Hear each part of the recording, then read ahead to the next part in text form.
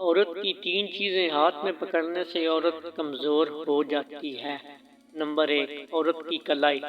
عورت کی کلائی کو ہاتھ میں پکڑنے سے عورت جنسی طور پر کمزور ہو جاتی ہے اور اپنا جسم پر قابو کھو دیتی ہے۔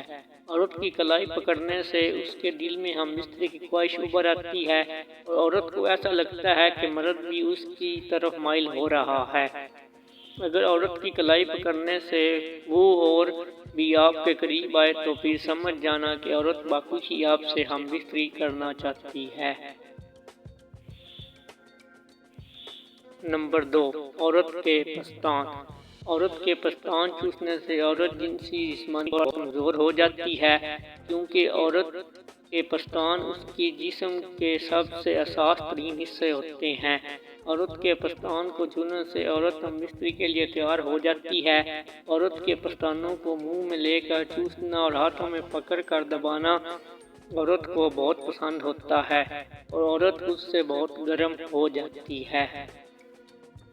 نمبر 3، عورت کی کمر۔ عورت کی کمر پر ہاتھ پھیرنے سے عورت بہت حساس ہو جاتی ہے۔